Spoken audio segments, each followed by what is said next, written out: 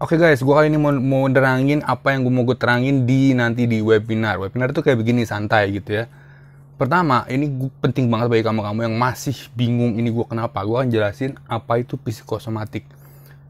Psikosomatik itu kayak gimana? Itu yang kayak kamu rasain loh, kayak jantung deg-degan, sesak napas, terus ngaruh ke lambung kamu, disebabkan kamu nggak sembuh-sembuh. Nah itu gara-gara psikosomatik. Aku akan jelasin kenapa bisa terjadi psikosomatik di tubuh kamu, dan aku akan jelasin sampai kamu ngerasa nyaman, pokoknya nyaman, sampai kamu ngerasa tenang gitu, bahwa ini cuma psikosomatik, ya udah kayak gitu guys. Ya jadi tujuannya adalah biar kamu tahu psikosomatik itu apa dan kamu bisa menanggulanginya gitu ya, dan kamu udah nggak takut lagi sama psikosomatik, dan itu ngebuat kamu nggak gitu stres, nggak gitu jadi anxiety gitu loh maksudnya.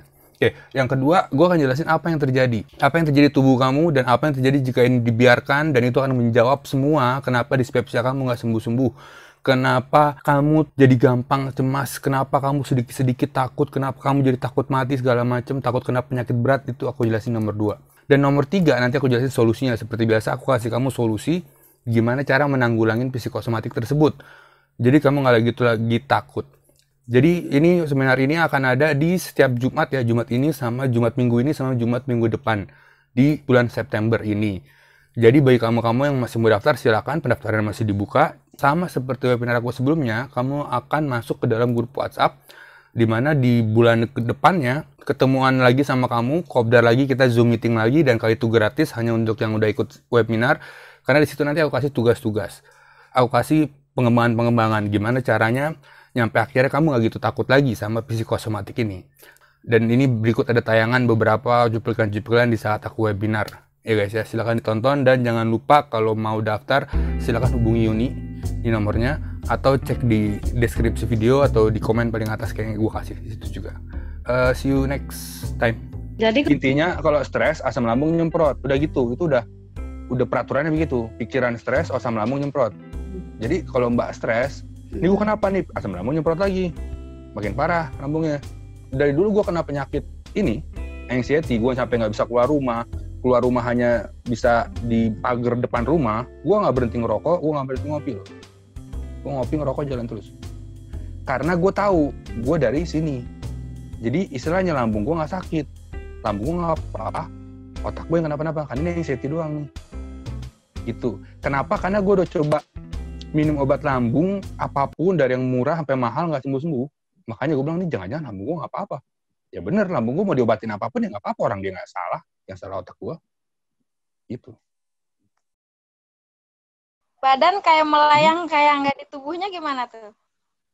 Ya itu kan lu gara-gara telat makan. Kenapa lu telat makan? Oh jadi kalau badan kayak enteng gitu. nggak punya.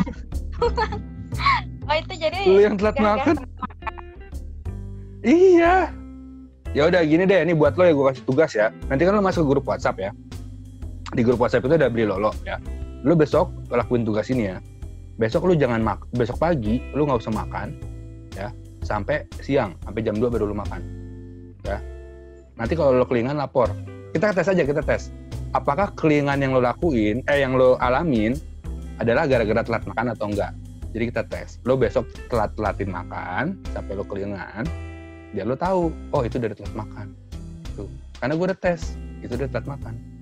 Kalau sekarang sih aku tuh makan sehari 2 kali. Bagus. Kalau kelingan nggak usah ngomel ya. Kalau kelingan nggak usah ngomel, nggak usah ngomong di grup, nggak usah, udah diem aja. Oh ya gara-gara telat makan udah. Kan barusan gue ngomong, gue nggak ngerasain rasa lapar lagi. Cuman kalau gue kelingan itu berarti tanda gue lapar. Udah, gue kalau kelingan udah tanda gue lapar. Gitu. Gue tinggal jam. Oh iya, terakhir makan jam segini. Udah. Kalau kelingan udah makan kuncinya gitu kan? Iya, dan masalahnya jangan sampai kelingan. Gimana sih? Harusnya lu jangan sampai kelingan. Ceritanya tuh ngetes kayak Mas Eri, kalau kita sembuh, kita tes besoknya 5 jam sekali kita coba nggak makan. Besoknya lagi kalau bisa tambahin lagi. Nah itu ceritanya begitu. Orang normal kan makan 6 jam sekali. 6 jam sekali itu sehari 3 kali loh. Pagi, siang, malam. Ayo. Kalau 2 kali? Kalau males. Males mau sembuh. Satu lagi Mas. Apa? Kan aku 1 tahun tuh tensinya tinggi terus kan, sampai diponis dokter nih kamu darah tinggi. Aduh, stres kan. Nah terakhir tuh tensi iseng-iseng ke apotek, ya udah tensi. Pas mau tensi dagdikduk naik, itu gimana? Kalau tensi apa masuk ke kalau lagi di tensi tinggi apa?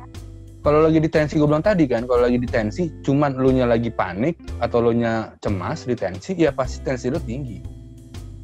Karena kan ini tadi jantung cepet. Kalau jantung cepet kan mompanya cepet.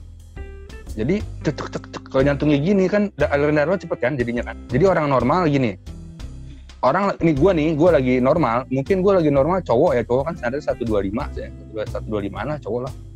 Nah, lo tes tensi gue di saat gue lagi mau berantem sama preman, lo tensi gue gitu. Jadi pas gue Apollo gitu, lo tahan mas, lo pasang alat tensi di sini, lo tensi itu gue 140 lo, serius, karena gue lagi mau berantem gitu. Tapi mas, yang gue berantemin ada. Kalau anxiety nggak ada, kan gue bilang tadi orangnya nggak ada, tapi kitanya deg-degan, sama aja di tensi 140 gitu. Jadi mendingan lo bilang ke dokter lo, Pak saya ada panic attack gitu. Lo harus terangin ke dokter saya ada anxiety dan panic attack dok. Dan mungkin saat di tensi panic attack. Jadi dokter langsung tahu, oh ini mungkin pembacaannya nggak jelas gitu. Maksudnya alat tensinya nggak dihitung gitu gara-gara panic attack gitu. Ada Mbak minum obat lain kali ya. Atau di saat Mbak minum, Mbak udah takut duluan. Itu juga bikin itu loh kadang-kadang. Iya sih, takut duluan. Jadi saya pernah sama teman saya. Jadi kan aku ada grup anxiety yang dekat-dekat rumah gitu, yang dekat aku kan. Aku kasih dia obat. Saya bilang ini obat untuk nyembuhin lambung. Lo minum deh. Nanti lo bakalan begini-gini. Padahal itu kapsul udah saya buang, Pak. Jadi itu kapsul saya buang nih isinya. Lagi ya. Saya kasih. Nih, bagus nih obatnya gini. Dia minum, dia langsung panic attack, Pak. Gitu. Padahal itu obat kosong. Dan dia bilang, enggak Rik, ini obat yang lo kasih. Ini gara-gara obat yang lo kasih. Saya ketawa-ketawa aja, Mbak. Bener. Untungin saya videoin. Jadi pas saya kosong itu saya videoin. Enggak, orang video kosong nih gue lihat videonya. Itu dia masih panik aja. Tetap, enggak Rik, lo bohong. Bener, ini kosong. Gue kasih makan pil kosong, enggak ada obatnya. Dari isinya. Dan lo panic attack. Gue bilang udah jelas dari pikiran tuh. Bukan dari obatnya. Gitu. Itu bener. Dari pikiran bener. Ya. Dari pikiran. Kali sebelum Mbak minum, Mbak udah takut duluan. Saya udah jelasin ya. Jika Mbak sering cemas, apalagi sudah 2 tahun, berarti itu tuh yang namanya otak belakang, yang namanya otak reptil, itu tuh bener-bener udah distimulasi banget tuh. Gitu. Istilahnya kalau cowok tuh sekali celup langsung keluar gitu loh. Istilahnya udah sensitif banget gitu loh. Udah bet langsung gitu loh. Di saat kita cemas ya, karena semua orang cemas, itu panca inderanya kan kebuka semua. Mata menjadi lebih lihat kan tadi bilang, tadi pupil ngebuka untuk bisa ngeliat yang detil-detil. Hidung juga langsung, semua panca indera lah. Hidung, indera perasa, indera pengecap, bahkan kita bisa ngecap, kok pahit ya menurut gua. Gitu ya. Pokoknya semuanya tuh semua indera berfungsi 3 kali lipat. Makanya saya bilang tadi superhuman. Di saat kita jadi itu, kita jadi superhuman. Nah itu makanya Mbak dengar suara yang centing, itu kayak, apa tuh? Iya. Gitu. Kayak tanda bahaya, Mas. Saya bilang tadi ya, karena darahnya nggak nyebar secara bagus, ada pengentalan darah gitu, makanya Mbak mau pingsan. Terus ya ini gara-gara masuk ke sini. Cara nyembuhinnya adalah gini, Mbak nggak usah fokus ke psikosomatis sebetulnya. Makanya di YouTube gue nggak banyak ngomong psikosomatis. Buat apa gue ngomong psikosomatis? Di YouTube gue lebih banyak ngajarin cara sembuh anxiety. Karena ngapain nyembuhin psikosomatis? Kita nyembuhin anxiety-nya, psikosomatis sembuh. Ngerti kan? Iya, ngerti.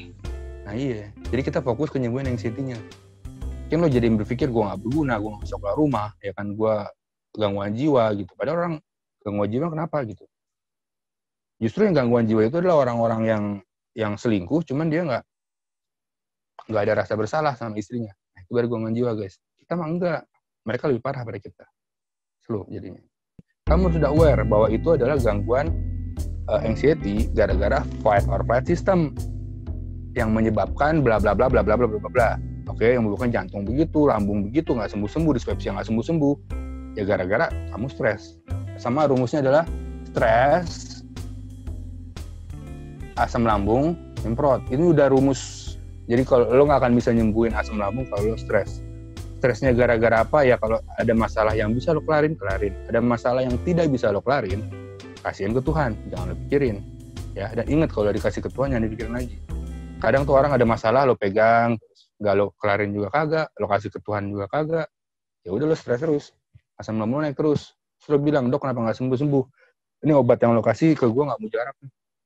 Ya nggak juga, lu nya aja gitu sebetulnya. Nah itu gunanya awareness. Lo mesti nyari cowok, itu namanya self exposure terapi. Lo expose diri lo ke hal-hal yang ngebikin lo takut, yang ngebikin lo cemas. Kalau lo nggak pernah expose, ya lo akan cemas selamanya. Ngerti kan? Contoh gini. Misalnya gue cemas sama korek. Gue kan akan cemas sama korek api. Seumur hidup gue, kalau gue nggak pernah pegang korek api. Oke? Dan itu nggak baik, karena korek api bisa ditemukan di mana-mana. Gitu ya.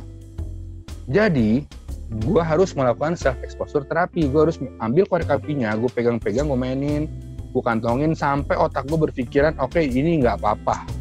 Oke, itu gue masukin ke otak, masukin ke hati, baru sembuh. Gitu. Dan banyak yang ngebikin lo cemas, dan kebanyakan mungkin cemasnya gara-gara di saat lambung kumat ya. Lambung kumat, sesak napas, lo cemas. Lambung kumat, deg-degan, lo pikir jantung, lo cemas.